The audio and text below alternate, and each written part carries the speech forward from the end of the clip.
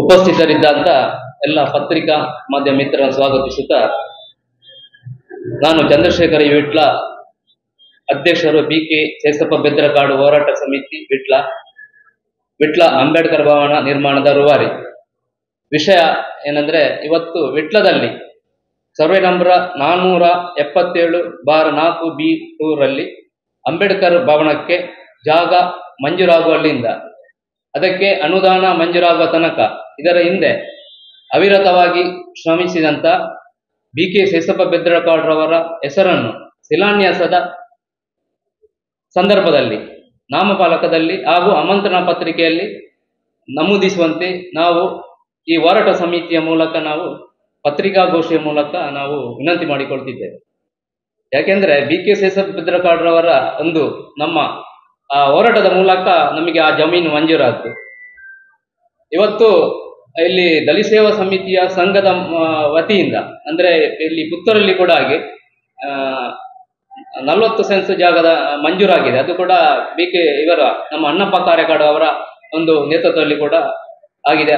ಮತ್ತು ಉಳ್ಳಾಳದಲ್ಲಿ ಕೂಡ ಅಂಬೇಡ್ಕರ್ ಭವನಕ್ಕೆ ಜಾಗ ಮಂಜೂರಾಗಿದೆ. ಅದು ಕೂಡ ನಮ್ಮ ದಲಿತ ಸೇವಾ ಸಮಿತಿ ಸಂಘಟನೆ ಮುಖಾಂತರ.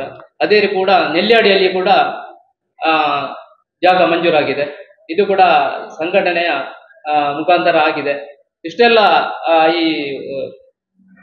ಪ್ರಯತ್ನ ನಮ್ಮ ದಲಿತ ಸೇವಾ ಸಮಿತಿಯ ಸಂಘಟನೆಯ ಸ್ಥಾಪಕಾಧ್ಯಕ್ಷರಾದ ಬಿಕೆ ಸೇಸಪ್ಪ ಬೆದ್ರಕಾಡ್ರವರ ಹೋರಾಟದ ಮೂಲಕವೇ ಆಗಿರುವುದರಿಂದ ನಮಗೆ ಆ ಅಂಬೇಡ್ಕರ್ ಭವನದ ಸಂದರ್ಭದಲ್ಲಿ ಅವರೊಂದು ಶಿಲಾನ್ಯಾಸ ಈಗ ಆಗ್ಲಿಲ್ಲ ಸರ್. ಶಿಲಾನ್ಯಾಸ ಈಗ ಆದಷ್ಟು ಬೇಗ ಆಗ್ತದೆ. ಅಲ್ಲ, ಹಾಕ್ಬೇಕಂತ ನಾವು ಮನವಿ. ಇಲ್ಲಿ ಏನಾದ್ರೆ ಸರ್, ಶಾಸಕರೊಂದು ಪುತ್ತೂರು ವಿಧಾನಸಭಾ ಕ್ಷೇತ್ರದ ಶಾಸಕರೊಂದು ಮುತುವರ್ಜಿಯಿಂದ ನಮ್ಮ ಬೇಡಿಕೆ ಏನಂದ್ರೆ 2 ಕೋಟಿಯ ಒಂದು ಬೇಡಿಕೆ ಇತ್ತು. ವಿಟ್ಲದಲ್ಲಿ 2 ಕೋಟಿ ಅಂಬೇಡ್ಕರ್ ಭವನಕ್ಕೆ ಅನುದಾನ ಮಂಜೂರು ಮಾಡ್ಬೇಕಂತ. ಆದ್ರೆ ವಿಟ್ಲ ಹೋಬಳಿ ಆದ ಕಾರಣ ನಮಗೆ 75 ಲಕ್ಷ ಅನುದಾನ ಈಗಾಗಲೇ ಮಂಜೂರಾಗಿದೆ. ಮಂಜೂರಾಗಿ ಈಗ ಕಾಮಗಾರಿ ಪ್ರಾರಂಭ ಮಾಡಲಿಕ್ಕೆ ಇವರು ಸೂಚನೆ ಕೊಟ್ಟಿದ್ದಾರೆ. ಆದ್ರೆ ಇಲ್ಲಿ ಏನಂದ್ರೆ ಈಗ 75 ಲಕ್ಷ ಮಾತ್ರ ಮಂಜೂರಾಗಿರೋದು. ಅಂದ್ರೆ ನಮ್ಮ ಶಾಸಕರಿಗೆ ಇವತ್ತು ನಾವು ಅದರ ಬಗ್ಗೆ ಮನವಿ ಕೊಡ್ತೇವೆ. ಇನ್ನು ಹೆಚ್ಚುವರಿಯಾಗಿ ಅನುದಾನ ನಮಗೆ ಕೊಟ್ಟು ಅದನ್ನು ಒಂದು 1.5 ಕೋಟಿಯ ಅಂದಾಜಲ್ಲಿ ಆ ಭವನವನ್ನು ನಿರ್ಮಾಣ ಮಾಡಬೇಕಂತ ನಾವು ಒತ್ತಾಯ ಮಾಡ್ತೇವೆ. ಮಂಜೂರಾಗಿದೆ ಅನುದಾನ 75 ಲಕ್ಷ ಮಂಜೂರಾಗಿದೆ.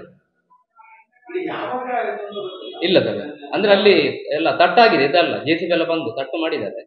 ಆದಷ್ಟು ಬೇಗ ಆಗ್ತದೆ. ಅಂದ್ರೆ ಈಗ ಅದಕ್ಕೆ ಮುಂಚೆ ಅದು ಶಿಲಾನ್ಯಾಸ ಯಾವಾಗ ಆಗ್ತದೆ ಅಂತ ಹೇಳಿಕ್ಕೆ ಆಗುದಿಲ್ಲ. ಅವರು ಸೂಚನೆ ಕೊಟ್ಟರೆ ಕೂಡ ಆಗುವ ಸಂದರ್ಭ ಇದೆ. ಅಂದ್ರೆ ಅದಕ್ಕೆ ಸರ್ಕಾರದ ವತಿಯಿಂದ ಇದ್ದಾರೆ. ಆ ಸಮಾಜ ಕಲ್ಯಾಣ ಇಲಾಖೆ ಕೂಡ ನಾವು ಮನವಿ ಬಂದಿದೆ. ಸಮಾಜ ಕಲ್ಯಾಣ ಇಲಾಖೆ ಕೂಡ ಮನವಿ ಮಾಡಿದ್ದೇವೆ ಅವರ ಹೆಸರನ್ನು ನವೀಸಬೇಕಂತ.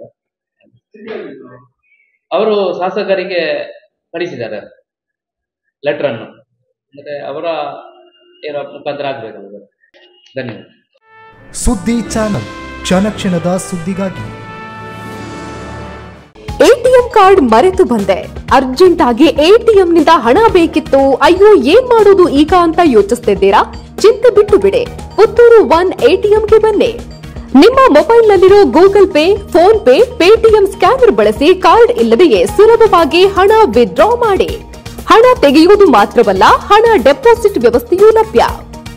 ಈಸಿಯಾಗಿ ಭೀಮ್ ಆಪ್ ಮೂಲಕ ಅಕೌಂಟ್ ಲಿಂಕ್ ಮಾಡಿ Canara bank, bank of Baroda, south India bank, Indian bank, federal bank, central bank, Axis bank, union bank, corporation bank ಹೀಗೆ ಒಟ್ಟು 13 ಬ್ಯಾಂಕ್ ಖಾತೆಗಳಿಗೆ ಒಂದೇ ಎಟಿಎಂ ಮೂಲಕ ಈಸಿಯಾಗಿ ಯುಪಿಐ ಸ್ಕ್ಯಾನ್ ಮೂಲಕ ಡೆಪಾಸಿಟ್ ಮಾಡುವ ವ್ಯವಸ್ಥೆ. ಪುತ್ತೂರಿನ ಕೇಂದ್ರ ಭಾಗಗಳಾದ 3 ಕಡೆ ನಮ್ಮ ಎಟಿಎಂ ಸೌಲಭ್ಯ. ಗಾಂಧಿ ಕಟ್ಟೆ ಬಳಿ ಕೆಎಸ್ಆರ್ಟಿಸಿ ಕಮರ್ಷಿಯಲ್ ಬಿಲ್ಡಿಂಗ್ನ ಫಸ್ಟ್ ಫ್ಲೋರ್, ಪುತ್ತೂರು ಮುಖ್ಯ ರಸ್ತೆಯ ಹರಿಪ್ರಸಾದ್ ಹೋಟೆಲ್ ಎದುರುಗಡೆ. ಇದರೊಂದಿಗೆ ಸುಳ್ಯದ ಕೆಎಸ್ಆರ್ಟಿಸಿ ಬಸ್ ನಿಲ್ದಾಣದಲ್ಲಿಯೂ ಸೇವೆ ನೀಡುತ್ತಿರುವ ಈಸಿ ಎಟಿಎಂ. ಪುತ್ತೂರು 1 ಎಟಿಎಂ ಬಳಸಿ ಸುಲಭವಾಗಿ ಹಣ ಪಡೆಯಿರಿ, ಹಣ ಡೆಪಾಸಿಟ್ ಕೂಡ ಮಾಡಿ.